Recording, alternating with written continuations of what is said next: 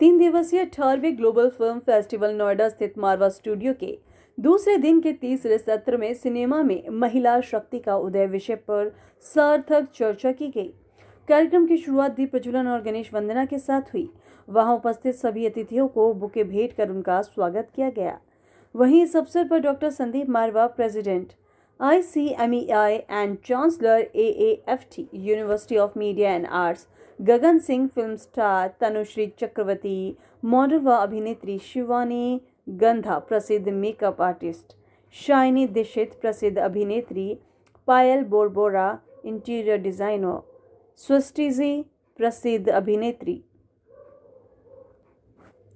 Sanju Chaudhary, famous digital creator सहित अनेक गणमान्य अतिथि उपस्थित रहे। सिनेमा में महिलाओं की भागीदारी केवल पर्दे तक सीमित नहीं रही, बल्कि लेखन, निर्देशक, तकनीक और नेतृत्व के हर क्षेत्र में महिला शक्ति आज नई पहचान गढ़ रही है।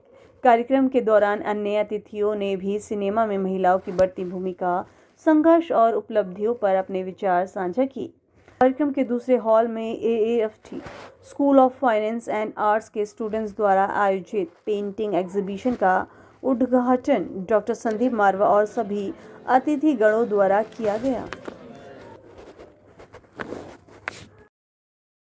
महिलाओं की जो भूमिका पर आज बातचीत की गई, क्या लगता है कितना जरूरी सेमिनार था? एक जबरदस्त सेमिनार अभी खत्म हुआ है, जिसके अंदर देश भर और दुनिया भर से विभिन्न लोगों ने भाग लिया।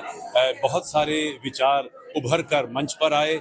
लोगों ने सवाल जबरदस्त पूछे और जवाबों में भी बहुत सारे नई चीजें उभर के ऊपर आई हैं।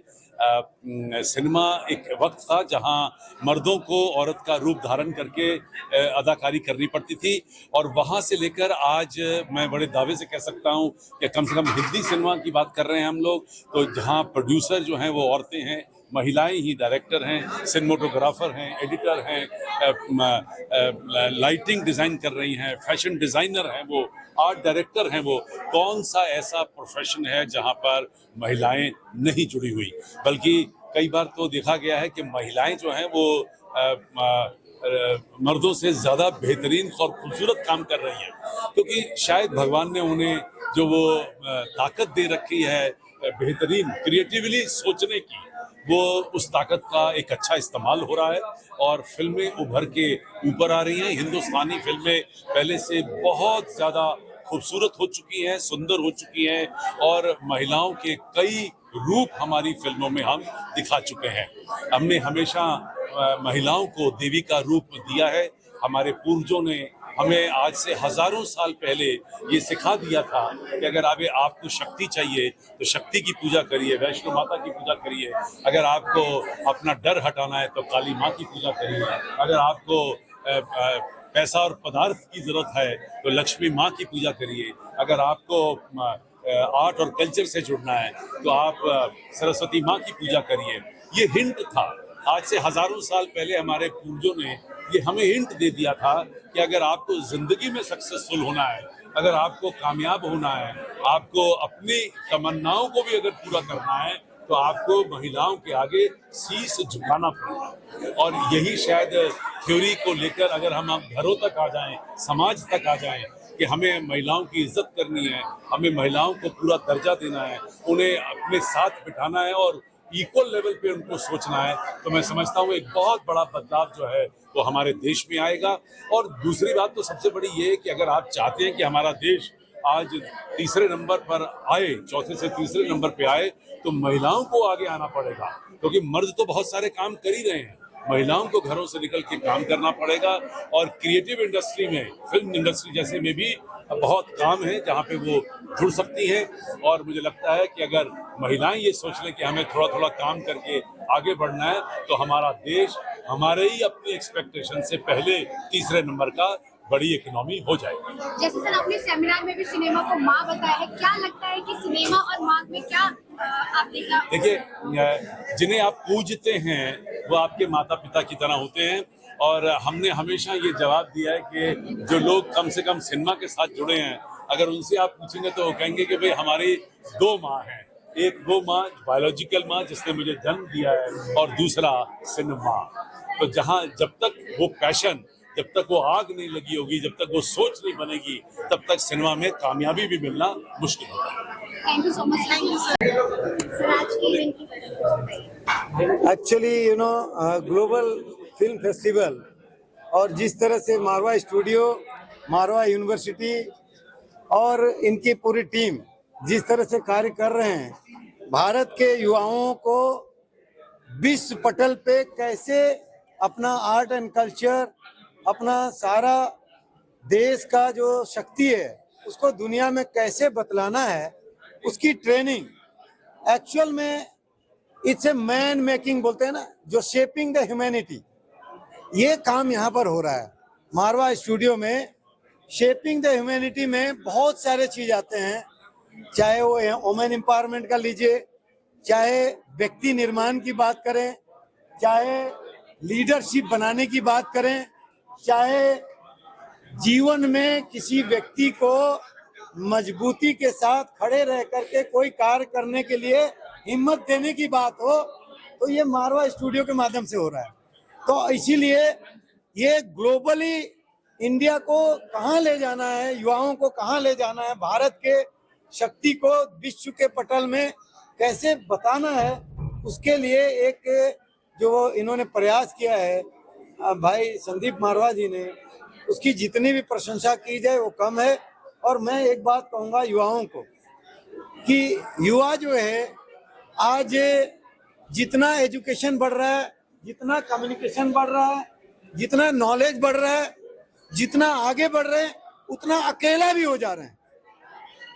Despite all communication, all togetherness, all oneness, youth are becoming loneliness, and due to that they are becoming more stressful. वो बार बार उनका ये जो कम्युनिकेशन है, जो सोशल मीडिया का, उसको देख के उनको लग रहा है कि रातों रात कैसे हम भी नरेंद्र मोदी बन जाए, कैसे हम भी हेमा मालिनी बन जाए, कैसे हम कोई अक्षय कुमार बन जाए, कई मतलब इस प्रकार का जो एक अंदर से जो भाव जनरेट हो रहा है, उसमें मेहनत कम करना चाहते हैं लोग और शॉर्टकट लेना चाहते हैं। जैसे ही शॉर्टकट लेते हैं, they cut short to themselves, they cut short मतलब इन टर्म्स ऑफ देयर, उनका जो समय, उनका जो पैसा, उनका जो चरित्र, ये सब चीजों का कट शॉर्ट हो जाता है, उनका नॉलेज का भी कट शॉर्ट हो जाता है, और वो लास्ट में अकेलापन में चले जाते हैं या डिप्रेस हो जाते हैं। क्यों?